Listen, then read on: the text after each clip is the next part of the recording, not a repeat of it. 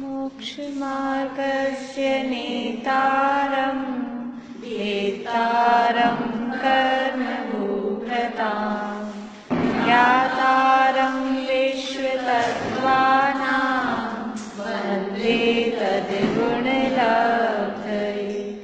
वन्दे तद्गुणलब्धये।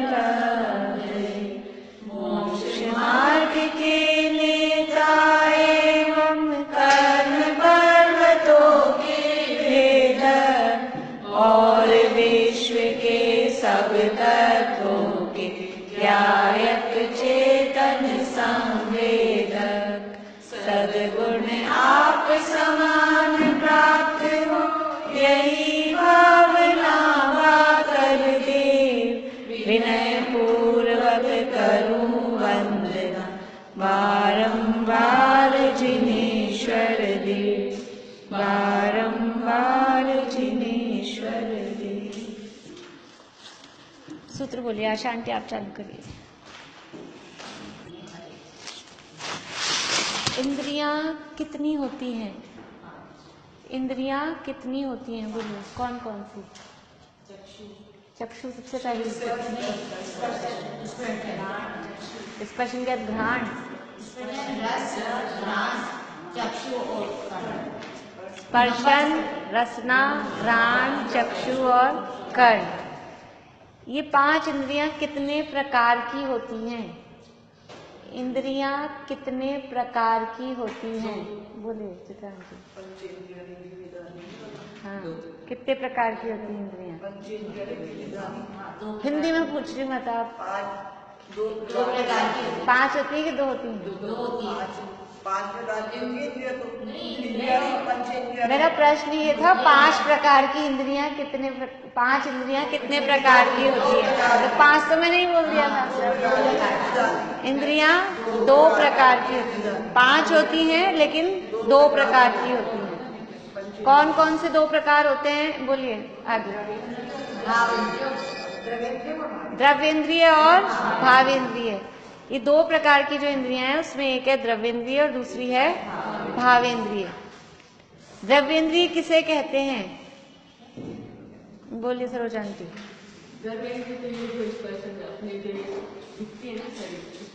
ऐसे नहीं, हमने परिभाषा पढ़ ली। बोलिए आशा।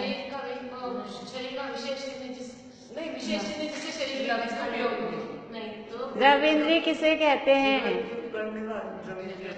ये तो उसके प्रकार हो गए, लेकिन किसे कहते हैं?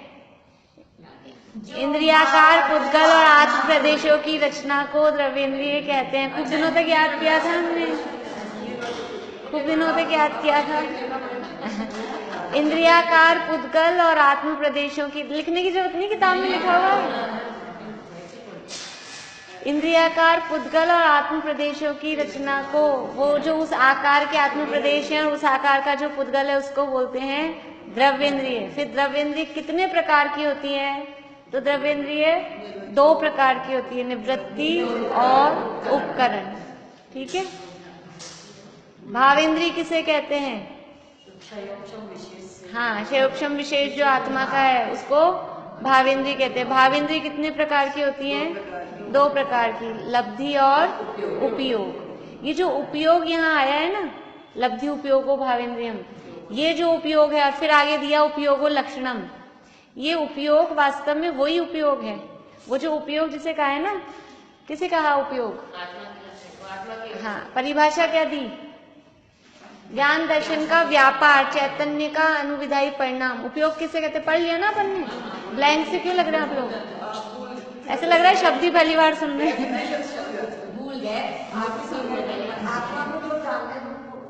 नहीं, जो आत्मा को जान ले वो उपयोग नहीं है, ऐसा नहीं। विकुमति कुश्रुत ये भी तो उपयोग नहीं है। ज्ञान दर्शन का जो व्यापार है, हमारा जो ज्ञान दर्शन जो हम समझते हैं भाव में, उसको उपयोग बोलते हैं कि हमारा उपयोग किधर है। ध्यान जिसे बोलते हैं, ध्यान का मतलब ज्ञान और दर्शन दोनों, वो हमारा किसी चीज को जानने में लगा हुआ है, उसका नाम है उपयोग। तो यहाँ जो लब्धि उपयोग, लब्धि का मतलब है पढ़ा है, पता है हमें।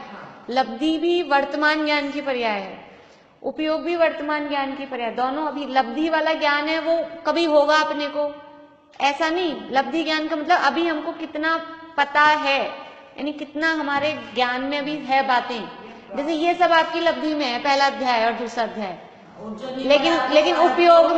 लेकिन उपयोग में क्या है? उपयोग में तो अभी समझ लो आपको जन्म और यही होंगे, या शरीर, उपयोग में शरीर चल रहा है, और लब्धि में सब है ये, लेकिन अभी वो काम में नहीं आ रहा। तो जो हमको आता है, जो हमको पता है, जो हमारे ज्ञान की वर्तमान में जो शक्ति है, यानी सैनी पंचेंद्री पना, ये हमारी लब्धि है। सबको इतना शोक्षम मिला है सैनी पंचेंद्री, 5 इंद्रियों के द्वारा, मन के द्वारा जानने का। लेकिन अभी हम कौन सी इंद्रिय को यूज में ले रहे हैं, अभी हम किसका कितना काम ले रहे हैं, वो कहलाता है हमारा उपयोग। जैसे कि हमारे में शक्ति, देखो शक्ति तो होती है अनंत गुण की, हमारे में शक्ति है। तो शक्ति को तो समझें कि हमारे पास बैंक अकाउंट में करोड़ रुपया जमा है, ये तो हो गई हमारी शक्ति। लेकिन वो बैंक अकाउंट वाला हर समय काम नहीं देता है। तो हमारे लब्धि में कितना है कि भैया हमारे जेब में 1000 रुपया है, वो 1000 हो गया लब्धि। लेकिन अभी हम सब्जी खरीद रहे हैं, तो सब्जी खरीदने में 100 रुपए काम आ रहे हैं, तो उपयोग में कितने आए? 100 रुपए। समझ में आ रही 3 बातें? एक है शक्ति, वो शक्ति तो पड़ी अकाउंट में, अनंत गुणों की केवल ज्ञान की शक्ति है, वो रखिए, वो तो अभी है ही नहीं कुछ भी, वो रखा है अपने पास। लेकिन अभी वर्तमान में कितना है कि कोई कहे कितना है कि हमारे पास तो 1000 है अभी, लेकिन वो 1000 भी पूरा एक बार में थोड़ा ना काम आ रहा है। कोई सब्जी खरीदी 100 रुपए की, कोई खरीदी 50 रुपए की, तो वो जितना उसको अभी पे कर रहे हैं, वो जो अभी अपन ने दिया, वो कहलाएगा उपयोग। तो हमारे पास अभी ज्ञान में कितना ज्ञान है, हमको सारा पता है, खाना बनाने की सारी दुनिया भर की चीजें आती है, हमको रसगुल्ला ही बनाना आता है, मालपुआ ही बनाना आता है, चूरमा ही बनाना आता है, साउथ इंडियन भी बनाना आता है। लेकिन आज क्या बना रहे हैं? आज जो बना रहे हैं वो उसमें लग रहा है उपयोग, और वो सब हमको आता है, वो सब है लब्धि। समझ में आ गया? तो ये उपयोगो लक्षणम जो कहा ना जीव का, तो ये इस ज्ञान, ये ज्ञान दर्शन का जो व्यापार है, वो जीव का लक्षण है, उससे पकड़ में आता है कि ये जीव है, कि इसमें अभी वर्तमान में ज्ञान चल रहा है ना, तो जो ज्ञान चल रहा है वो जीव का लक्षण कहलाता है। कितने भेद हैं उपयोग के? 2, दर्शनोपयोग और ज्ञानोपयोग। दर्शनोपयोग के कितने प्रकार हैं? बढ़िया। अब चक्षु दर्शनोपयोग, अचक्षु दर्शनोपयोग, अवधि दर्शनोपयोग और केवल दर्शनोपयोग, ये दर्शनोपयोग के 4 भेद। और ज्ञानोपयोग के कितने भेद हैं? 2 कौन से? नहीं, उपयोग की बात चल रही है, इंद्रियों की नहीं चल रही है, अब उपयोग की बात चल रही है। 8 कौन कौन से? ये तो दर्शनोपयोग के हो गए।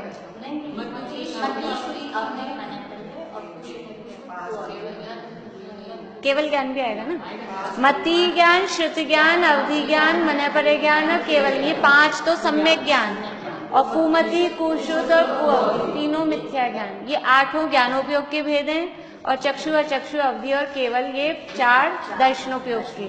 इस तरह से उपयोग के कुल हो गए 12 भेद। ये उपयोग क्या है? जीव का लक्षण। इनमें से कोई सा, ये सामान्य रूप से जीव का लक्षण कहा है, कोई सा भी उपयोग इनमें से पाया गया जीव, मतलब जिसके भी पास, तो इससे पता लग जाएगा जीव है। ये लक्षण हमने बना दिया। अब उसके पास कुमति ज्ञान है, तो कु हो भले ही, लेकिन कुमति ज्ञान है ना, कु वाला भी, तो भी वो जीव का लक्षण है। इसका मतलब है इसके पास कुमति ज्ञान है तो ये जीव है, हाँ जीव है। किसी के पास केवल ज्ञान है तो केवल ज्ञान भी जीव का लक्षण है, तो वो जीव है। किसी के पास अवधि ज्ञान दिखाई दे रहा है तो अवधि ज्ञान है, इसका मतलब ये जीव है। ये जीव के लक्षण है। तो ये सब आगे बढ़ते बढ़ते अपनी तो बात आ गई थी शरीरों तक, ये कुछ पीछे का था, मैंने सोचा आज ये पूछ लिया जाए।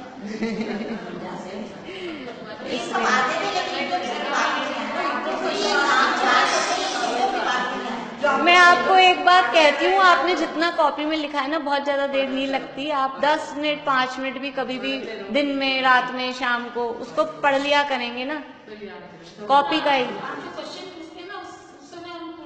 हाँ तो वो इसलिए नहीं आता कि वो कॉन्फिडेंस नहीं है ना, और कॉन्फिडेंस जब आएगा जब हमको थोड़ा सा अभ्यास रहेगा, हम पढ़े हुए रहेंगे तो कॉन्फिडेंस आएगा। तो मैं इसलिए कहती हूँ मुझे कुछ फर्क नहीं पड़ता, मेरे को तो रिवीजन कराना है, चाहे मैं बता के करा दूँ। लेकिन आप खुद जवाब दोगे तो आपको कॉन्फिडेंस आएगा, तो आपको अच्छा लगेगा। और वो कॉन्फिडेंस कब आएगा? जब आप थोड़ा सा पढ़ के रखेंगे ना। तो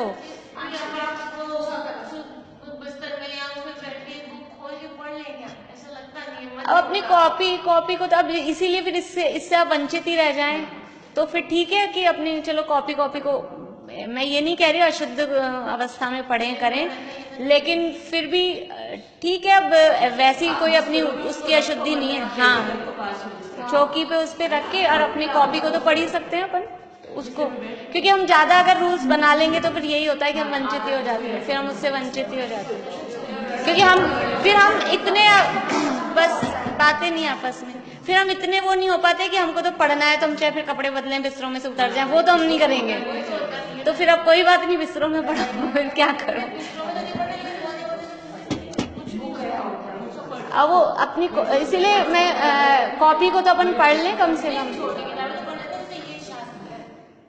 चलिए, अपनी बात शरीरों की चल रही थी। शरीर कितने प्रकार के होते हैं? बोलो अंशिका, बोलो नाम।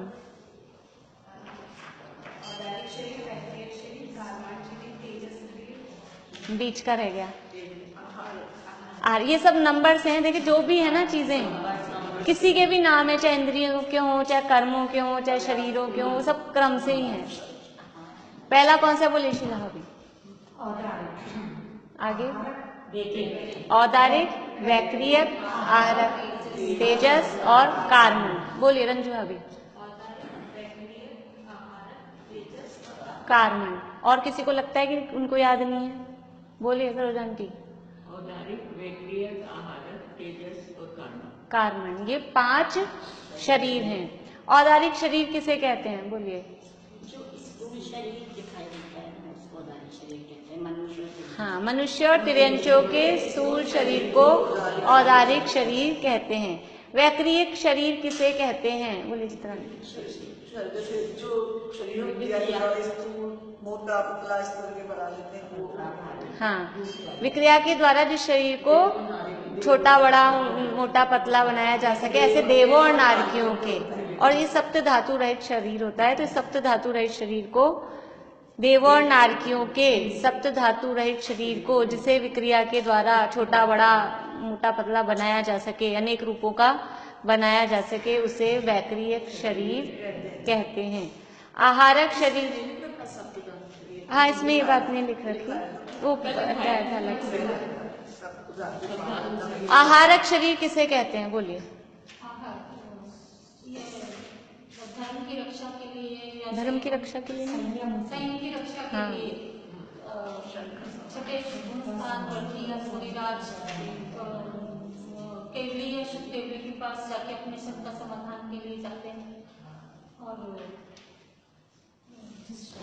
एक हाथ शरीर। चलिए आप बताइए, पूरा ढंग से बताइए किसे कहते हैं आहारक शरीर? सूक्ष्म पदार्थ को जानने के लिए और अपने जिनालयों के दर्शन के लिए और शुद्ध केवली के पास अपनी शंका का समाधान करने के लिए और संयम की रक्षा के लिए, जो शरीर की रचना स्थान पर जो मुनिराज होते हैं उनके मस्तक से जो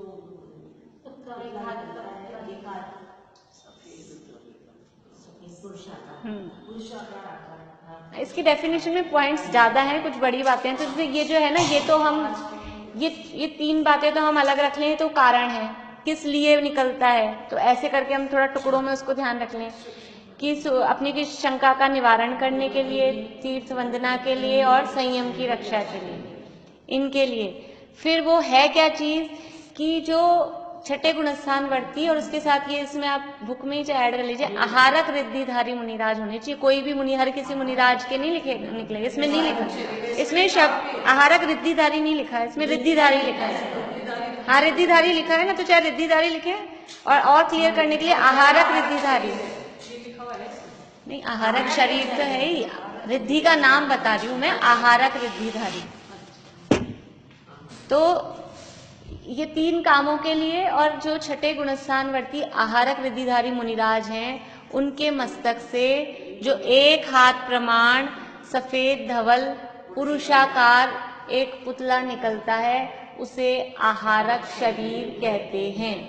तो परिभाषा तो कितनी है उसकी कि छठे गुणस्थानवर्ती जो आहारक रिद्धिधारी मुनिराज हैं, उनके मस्तक से एक हाथ प्रमाण जो पुतला पुरुषाकार पुतला निकलता है और वो सफेद होता है, सप्तधातु रहित होता है, वो भी बातें उसमें हैं।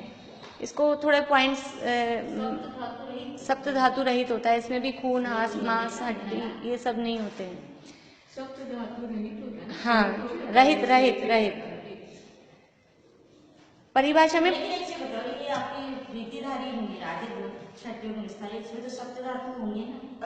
देखो औदारिक शरीर में तो है, हाँ औदारिक शरीर में तो सप्तधातु है, लेकिन ये जो निकल रहा है ना औदारिक में तो सप्तधातु सही है। हाँ, लेकिन ये जो आहारक निकल रहा है इन्हीं के है जो औदारिक शरीर वाले हैं, लेकिन वो अलग रिद्धि के प्रभाव से वो अलग बन रहा है, इसीलिए तो उसमें इतनी कैपेसिटी है। औदारिक शरीर में इतनी कैपेसिटी कहाँ, अंतर्मूर्त में वहां तक जाके आ जाए और बाधा भी नहीं पहुंचाए।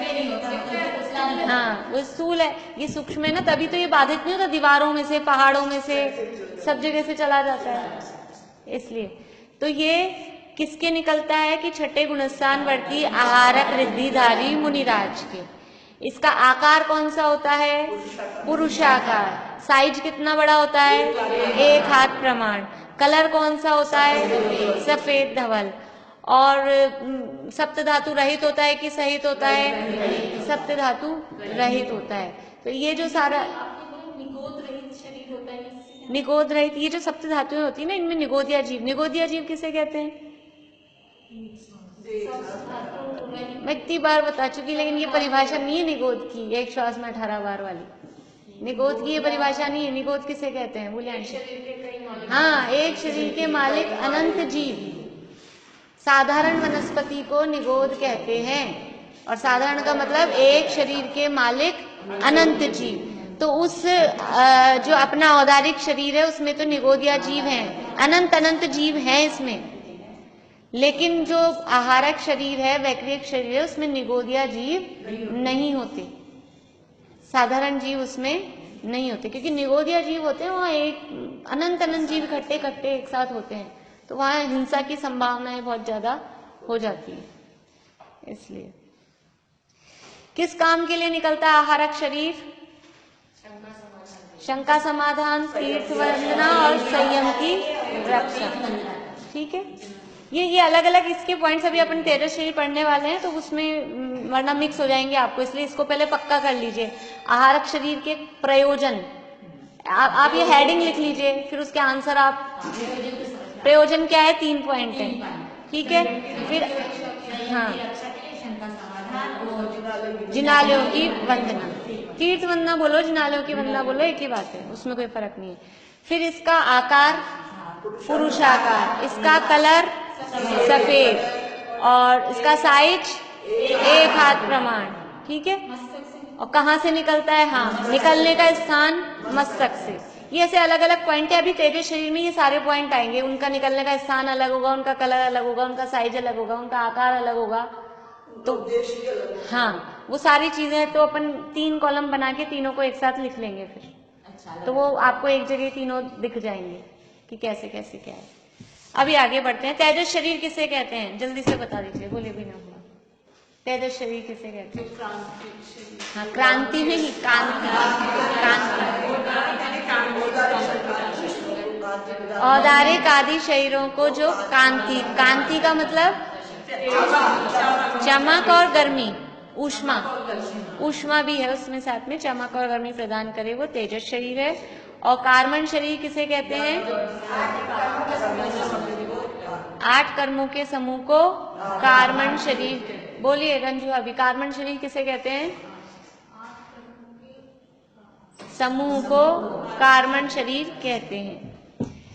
देखिए अब यहाँ कल अपन ने पढ़ा था परम परम सूक्ष्मम, कि ये 5 शरीर हैं, तो ये कैसे हैं कि आगे आगे वाले जो शरीर हैं, औदारिक से वैक्रियक, वैक्रियक से आहारक, आहारक से तेजस, तेजस से कार्मण, ये सूक्ष्म सूक्ष्म है, यानी औदारिक जितना बड़ा दिख रहा है, सूक्ष्म का मतलब ऐसा नहीं कि वैक्रियक, वैक्रियक चाहे तो वो बड़ा भी बना सकते हैं, वैक्रियक में तो ताकत है, लेकिन फिर भी वो सूक्ष्म इस अपेक्षा से हैं कि वो बाधित नहीं होते हैं।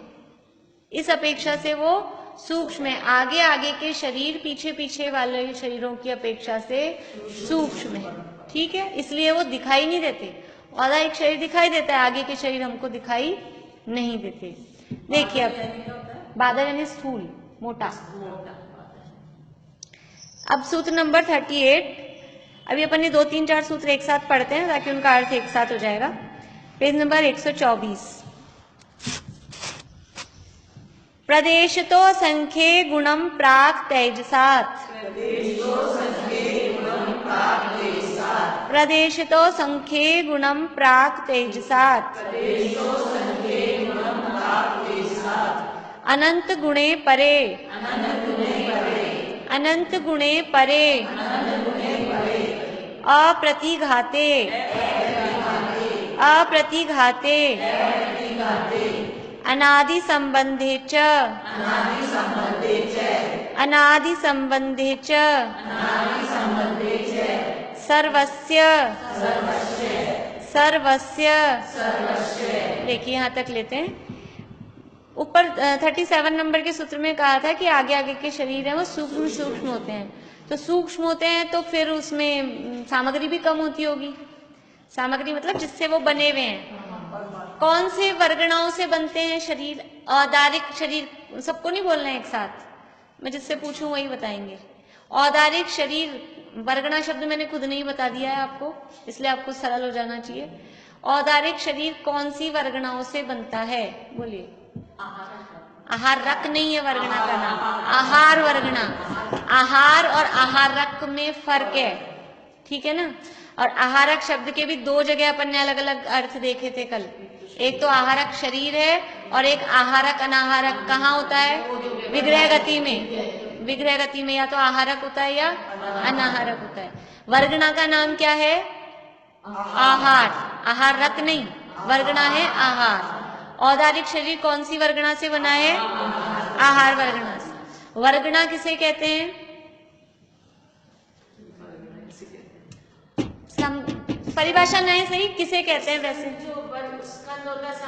पुद्गलों के समूह को।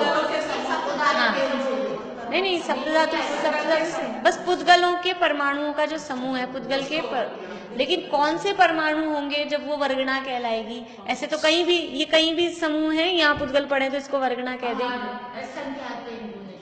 ऐसे नहीं। तो वो जो एक सी नेचर वाले परमाणु है ना, एक सी नेचर वाले परमाणुओं का जो ग्रुप होगा, नेचर मतलब उनका स्पर्श रस गंध वर्ण में एक सी क्वालिटी होंगी, वो उनका ग्रुप बन जाता है।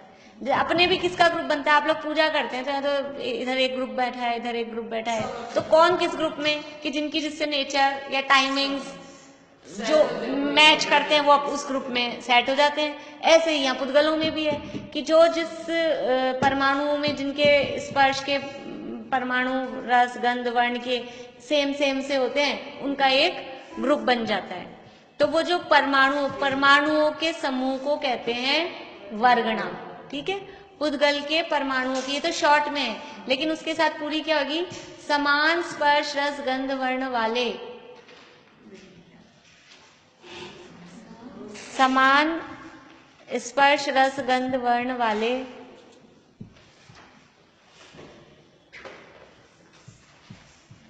परमाणुओं के समूह को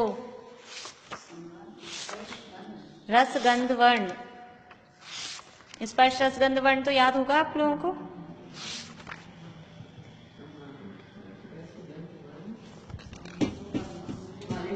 वाले परमाणुओं के समूह को वर्गणा कहते हैं।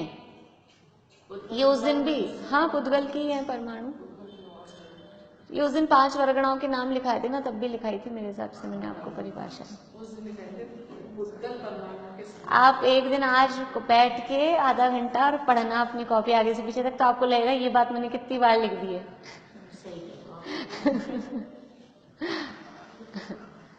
तो ये औदारिक शरीर कौन सी वर्गणाओं से बना है? उस वर्गणा का नाम है आहार वर्गणा। औदारिक शरीर कौन सी वर्गणाओं से बना है? आहार वर्गणा। वैक्रियक शरीर कौन सी वर्गणा से बना है? बोलिए चित्रांति। वैक्रियक शरीर वैक्रियक शरीर भी आहार वर्गणा से बना है। ठीक है, कैसे क्या? अरे लिखे परिभाषा में ही है ना, औदारिक वैक्रियक आहारक इन तीन शरीरों के योग्य नौकर्ण पुद्गल परमाणुओं को आहार वर्गणा कहते हैं। परिभाषा में ही यही है। अपन ने जब 6 पर्याप्ति की परिभाषा देखी थी और तभी लिखा था उसमें आहार की। अभी सुन लीजिए आप लोग, कॉपी में दिमाग मत लगाइए, सबके चेहरे तो नीचे हो रहे हैं। इधर सुनिए आप। तो औदारिक शरीर किससे बना है? मैंने तो अलग अलग करके पूछ लिया, इकट्ठा बोल रहे हैं। आहार वर्गणा। वैक्रियक शरीर किससे बना है? आहार वर्गणा से। और आहारक शरीर आहार वर्गणा से। तेजस शरीर किससे बना है? तेजस वर्गणा से। और कार्मण शरीर किससे बना है? कार्मण वर्गणा से। तो ये जो वर्गणाओं से बने हैं, तो इनमें जो वर्गणाएं लगी है औदारिक शरीर में, क्योंकि परम परम सूक्ष्मम कहा, औदारिक से वैक्रियक सूक्ष्म है, वैक्रियक से आहारक सूक्ष्म है, आहारक से तेजस और उससे कार्मण। तो औदारिक में जितनी वर्गणाएं लगी हैं और वैक्रियक उससे सूक्ष्म है, तो वैक्रियक में कम वर्गणाएं लगी होंगी ना। ये है प्रश्न। देखिए, ये औदारिक, वैक्रियक, आहारक, तेजस और कार्मण। ठीक है, अब ये इससे सूक्ष्म सूक्ष्म है। आगे आगे वाले ये है सूक्ष्म। ठीक है, अब ये इसमें मान लीजिए 100 वर्गणाएं लगी हैं, तो फिर इसमें कितनी लगेगी? 90 है, फिर इसमें 80, इसमें 70, ये है क्या? ये सूक्ष्म है। हाँ, ऐसे नहीं है। तो आगे सूत्र कह दिया, प्रदेश तो असंख्य गुणम प्राप्त तेजसा। ये ऐसे नहीं है, डबल नहीं, ये ऐसे नहीं है, ये ऐसे नहीं है। तो ये साइज तो हो रहा है इनका छोटा छोटा। ये देखिए, दोबारा बताते हैं। ये औदारिक, फिर ये वैक्रियक, फिर ये आहारक, फिर ये तेजस और फिर ये कार्मण। ये साइज तो हो रहा है सूक्ष्म। ठीक है, लेकिन इनमें जो ये वर्गणाएं लगी हैं, ये वर्गणाएं कितनी लगी हैं? इसमें तो समझ लीजिए 85 लगी हैं, और इसमें वर्गणाएं लगी है, वो भरा है ये, इसमें वर्गणाएं बहुत सारी लगी हैं, इसमें लगी है 70। ये असंख्यात गुणा, ये इससे इसमें कितनी है? असंख्यात गुणा है, ज्यादा। असंख्यात गुणा ज्यादा। असंख्यात को आप मान लो अभी ऐसे समझो, इसमें लगी है 10 और असंख्यात इज इक्वल्स टू भी 10 है ना। इसमें 10 परमाणु लगे थे और असंख्यात गुणा, तो 10 का 10 गुणा, इतनी सी मैथ्स आती है ना। असंख्यात गुणा करेंगे, ये 10 लगे हुए थे, इसमें 10 का 10 गुणा, तो कितने परमाणु हो गए? 100। 100 वैक्रियक में कितने हो गए? 100 को किया तो 10,000। और फिर इसमें वापस से असंख्यात गुणा है, इसमें जो परमाणु लगे। कौन सा है ये शरीर? आहारक। ये आहारक है, ये वैक्रियक है, ये औदारिक है। ठीक है, अब इसका आहारक औदारिक कैसे है? आहारक शरीर ही अलग है, वो वाला ये है आहारक शरीर, एक हाथ प्रमाण, सप्त धातु रहित। ये किसी में कंफ्यूज होने की जरूरत नहीं है। एक बार मतलब शब्द अलग अलग है, औदारिक है, वो आहारक है।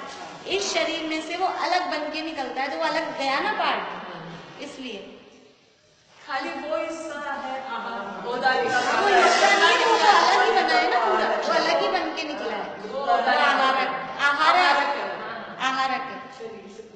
ठीक है, ये समझ में आ रहा है? प्रदेश तो असंख्य गुणम प्राप्त तेजसा, ये तेजस और ये कार्मण प्राप्त। इधर सुनिए, आपस में मत समझाइए, आपस में मत समझाइए, डिस्टर्बेंस रहता है। प्राक यानी होता है पहले, तेजस से पहले पहले, प्राक तेजसा, तेजस से पहले पहले तक असंख्यात गुना परमाणु उनमें ज्यादा है। आगे आगे के सूक्ष्म तो हैं, लेकिन ये जो परमाणु लगे हुए हैं वो परमाणु असंख्यात गुना ज्यादा है इससे पहले तक, इससे पहले तक यहाँ तक। तो औदारिक से वैक्रियक में असंख्यात गुना कर दिए। अब वैक्रियक से आहारक, वैक्रियक में कितने हो गए थे? 100 इंटू 100 क्यों करेंगे? असंख्यात की वैल्यू तो 10 ही मानी ना हमने, असंख्यात की वैल्यू तो 10 ही है। वैक्रियक के हो गए 100 का असंख्यात यानी 10, असंख्यात को अपन ने अज्यूम किया है ना 10, तो ये हो गए 1000। किसी को भी ये मैथमेटिक्स समझ में नहीं आ रही हो तो बिल्कुल बिना शर्माए बोल देना कि हमको नहीं समझ में आ रही, क्योंकि ये समझ में आ जाएगी तो 1 मिनट में कंसेप्ट क्लियर हो जाएगा। और ये नहीं आ रही हो तो मैं फिर से कोशिश करूंगी। आ रही है सबको? बिल्कुल। ये मान लेते हैं ना अपन भी, असंख्यात को तो अपन को पता नहीं है तो अपन ने मान लिया ये 10 होता है, तो उससे अपन गुणा करके अपन एक कल्पना कर रहे हैं कि अगर औदारिक में 10 है तो वैक्रियक में वही हो जाते हैं 100 और आहारक में वही हो गए 1000। और शरीर हो रहा है सूक्ष्म लेकिन परमाणु बढ़ रहे हैं। ये तो अपन ने 10 ही माना है, संख्या का तो 10 बहुत कम माना है, मुझे 100 मान लेना चाहिए था। तो आपको और ज्यादा अभी 100 मान ले, मान लो इसको अपन तो 1-1 जीरो बढ़ जाएगी। और अगर अपन इसको 100 मान लेंगे तो यहाँ 1-1 जीरो और बढ़ जाएगी। अब है ये देखिए, ये यहाँ तक हुआ। प्रदेश तो असंख्य गुणम प्राक तेजा, प्रदेशों की संख्या। प्रदेश मतलब ये जो परमाणु अंदर इसमें जिससे मिलके बना है उसको यहाँ शब्द दिया है प्रदेश। प्रदेश मतलब जिन परमाणुओं से वो शरीर बना है तो उनको बोलते हैं इसमें कितने प्रदेश लगे हैं, पुद्गल के कितने प्रदेश। प्रदेश तो होते हैं आकाश के एक्चुअल में, पर वो आकाश के कितने प्रदेश घेर रहा है, अपने को समझना है कितने उसमें परमाणु लगे हैं।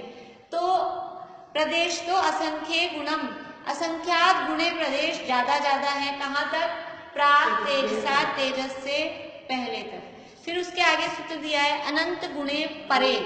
परे मतलब बाद वाले दो, परे है द्विवचन, परे परे मतलब है बाद वाले।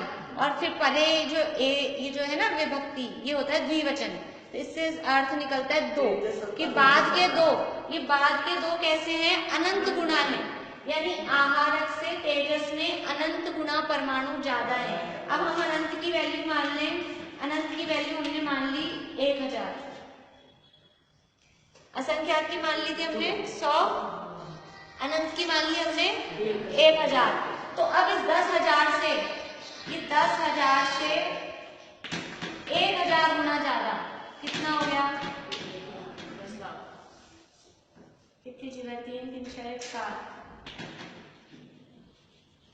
7 जीरो, यानी कितना हो गया? लाख, 10 लाख, 1 करोड़। ये 1 करोड़ हो गया, यहाँ पे आएगा भी नहीं अभी, ये तेजस में हो गए। इसलिए वो मैंने 10 से किया था, अभी आगे और 0 3 बढ़ जाएंगी।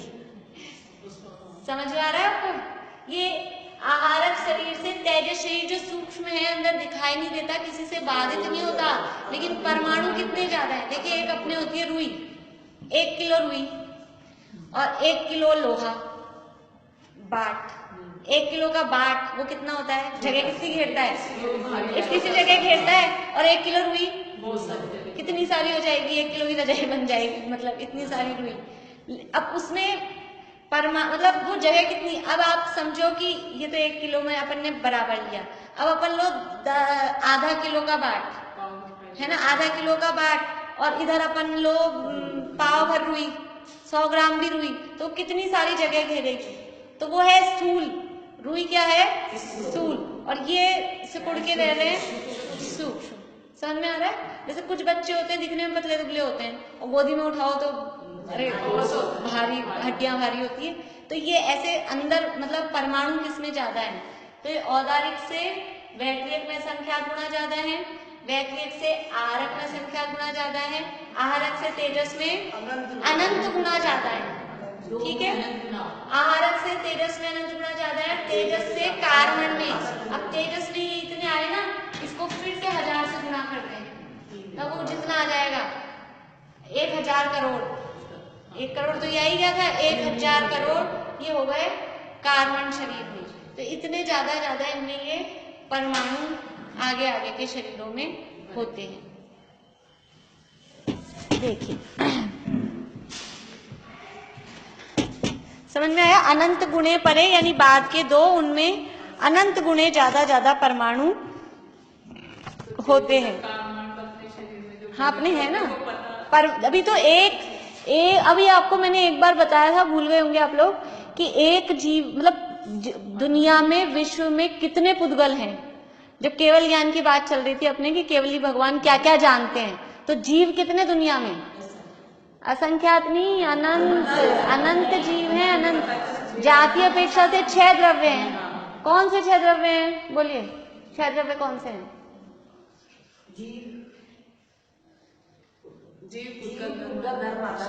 ये 6 द्रव्य हैं जातीय अपेक्षा, लेकिन जीव कितने हैं? जीव कितने हैं? अनंत, असंख्यात नहीं, जीव है अनंत। पुद्गल जीव से अनंत गुणे पुद्गल, यानी अनंतानंत। धर्म द्रव्य, अधर्म द्रव्य, आकाश द्रव्य और काल असंख्यात। काल है असंख्यात। तो ये जीव पुद्गल जो कहे अनंतानंत, हमको ऐसे समझ में नहीं आता। ये जीव कितने, अपन देखो अपन कितने तो मनुष्य दिखते हैं, उसके अलावा कितनी चींटियां, कितने मक्खी, कितने मच्छर, बारिश के दिनों में कितने पेड़ पौधे, सब जीव है ना। पृथ्वी का एक, जल का एक, अग्नि का एक। अब आप एक जीव लो, अपन, मैं एक जीव हूं। अभी एक जीव के साथ कितना पुद्गल? एक तो ये औदारिक शरीर दिख रहा है इतना बड़ा, ये इतना बड़ा शरीर है, इसके एक एक पॉइंट में अनंत अनंत परमाणु है पुद्गल के। अभी कितने परमाणु पुद्गल के एक औदारिक शरीर में। इसके अलावा अब इससे औदारिक से असंख्यात गुणे होते हैं वैक्रियक में, वैक्रियक से असंख्यात गुणे होते हैं आहारक में, वो तो अपने है नहीं। लेकिन इन सब से भी अनंत गुणे वो अपने साथ तेजस शरीर, ये जितना औदारिक शरीर में परमाणु लगे हैं उससे अनंत गुणे परमाणु अभी तेजस में, और फिर कार्बन भी है अपने साथ में, और उस तेजस से भी अनंत गुणे परमाणु कार्बन शरीर। इतना तो एक अपने साथ ही लवाजमा, केवल शरीर का, ये तो केवल अभी शरीर का। और ये तो सबके होता है। ये आगे सूत्र है ना, अनादि संबंधे च सर्वस्य, सब संसारी जीवों के। ये तेजस कार्बन तो सब जीवों के हैं, ठीक है ना। अरहंत भगवान के भी 4 आघातिया कर्म बाकी हैं, तो उनके भी है अभी कार्बन शरीर। ये तो सब संसारी जीवों के है। ये तो अभी केवल ये इंटरनल शरीर की बात हुई। उसके बाद में कितना पुद्गल अपने साथ, ये बाहर नहीं है, अभी सर्दी में तो और बढ़ जाता है जितना ये केवल एक जीव के साथ, ये केवल जो लगा हुआ है वो, और ये बाहरी जो जितना पुद्गल है, हाँ एक एक औदारिक होता है, लेकिन वो परम औदारिक हो जाता है, वो निगोद रहित हो जाता है। 12वें गुणस्थान के अंत में उनके शरीर में से निगोदिया जीव निकल जाते हैं, तो वो परम औदारिक का मतलब है निगोद रहित हो जाता है, ठीक। तो ये कितने पुद्गल हैं दुनिया में? थोड़ा कल्पना करें, अनंत भगवान जो केवली भगवान, सर्वज्ञ भगवान, अपने केवल ज्ञान में किस किस को एक एक परमाणु का परिणमन, और फिर हमारे शरीर में अनंत निगोदिया जीव अंदर हैं। उसके अलावा त्रस जीव और हैं हमारे शरीर में, खून वगैरह में त्रस जीव होते हैं, और अंदर पेट में कीड़े वीड़े बैक्टीरिया वो हैं जो अलग। तो उनके शरीर, उनके तेजस और उनके कार्बन और उनका औदारिक वो भी तो है साथ में और इतना हम ग्रहण करते हैं ऊपर से सर्दी के दिनों में कुछ ज्यादा ग्रहण करते हैं, ठोस ठोस चीजें, ये सब लड्डू ठोस होता है ना तो ये इतना कितना पुद्गल है दुनिया में। ये मतलब एक कल्पना करें, हम एक अज्यूम करें कितना है। चलिए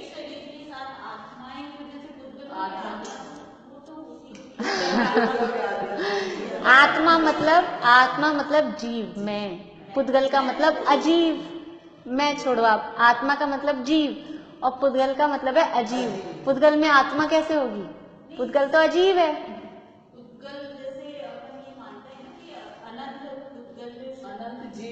एक मिनट उनको बोलने दीजिए, वो क्या कहना चाह रहे हैं। जीव तो जैसे अपने शरीर में, खून में और भी छोटे छोटे जीव हो जाते हैं, हाँ तो होती हुई ना? हाँ, उन जीव, वो तो जीव बोल रहे हैं ना अपन, वो जीव है मतलब वो तो आत्मा है। हाँ तो अपने शरीर में एक आत्मा के साथ कितनी सारी आत्मा? हाँ हाँ वो तो है। जब एक आत्मा आपकी बाहर जाती, मतलब जब आप एक इंसान जब बनता है तो एक आत्मा के साथ कितनी सारी नहीं, वो आत्माएं वो वाली नहीं जाती। ये तो ये जीव देखो, ये हमें प्रत्येक जीव, हम साधारण नहीं है। देखो अभी जो बात चली थी निगोद की, हम अपने शरीर के मालिक हम खुद ही हैं। हमारे शरीर के आश्रय से वो रह रहे हैं जीव। तो जब मैं मर जाऊं, एक जीव मर जाएगा, वो जाएगा तो वो जा रहा है, लेकिन वो जो इस शरीर में जो और जो जीव हो थे वो इसी शरीर में रहेंगे। वो अपने आयु के हिसाब से जन्मेंगे, मरेंगे, मर जाएंगे, और मुर्दे शरीर में और जीव पैदा हो जाते हैं, और जीव पैदा हो जाते हैं। इसीलिए अंतर्मूर्त में आधा पौन घंटे में तो जला देना चाहिए। जितना लेट करते हैं उतने ज्यादा उसमें त्रस जीव पैदा हो जाते हैं, उतनी हिंसा ज्यादा होती है। अरे सब होता है, हाँ, कहने से क्या होता है। इसलिए वो जीव अलग है, उनका अस्तित्व अलग है, और हम इस शरीर के मालिक हम हैं, तो हम चले गए तो ये शरीर कहेगा, तभी कहा जाएगा वो मर गया, नहीं तो इतने सारे तो जिंदा बैठे हैं मर गया कैसे कहेंगे। बोल, वो बाकी हैं, और जिनकी आयु जैसे पूरी होगी वो उस हिसाब से जाएंगे। निकलते नहीं है वो, उसी में जन्म मरण करें और पैदा हो जाएं, जैसा जिसका होना हो वैसा। चलिए, आप लोग आपस में बहुत जल्दी बातें करने लग जाते हैं, मैं एक सेकंड चुप हूँ चलिए आगे है अप्रतिघाते। अप्रतिघाते मतलब ये प्रतिघात से रहित होते हैं। प्रतिघात का मतलब है बाधा, ये आपस में ये टकराते नहीं है। ये जो आगे आगे के शरीर, ये जो बात चल रही है ना कंटिन्यू वहीं से चल रही है। परम परम सूक्ष्मम, आगे आगे के शरीर सूक्ष्म सूक्ष्म है, फिर असंख्य आगे औदारिक से वैक्रियक, वैक्रियक से आहारक के असंख्यात गुणा है, और आहारक से तेजस, और तेजस से कार्मण, ये अनंत गुणे हैं। इसके बाद में ये आगे आगे के शरीर ये प्रतिघात से रहित होते हैं। ये अनंत गुणे परे जो कहा ना, अनंत गुणे परे तेजस और कार्मण है, और ये दोनों के दोनों तो नियम से प्रतिघात से रहित ही होते हैं। तेजस और कार्मण शरीर किसी से टकराते नहीं हैं और किसी को रोकते भी नहीं है। अभी हमारे शरीर में है, अभी जीव मर जाता है तो जब जाता है विग्रह गति में, औदारिक शरीर यहीं रह जाता है क्योंकि स्थूल शरीर है, इसको लेके जा नहीं सकता।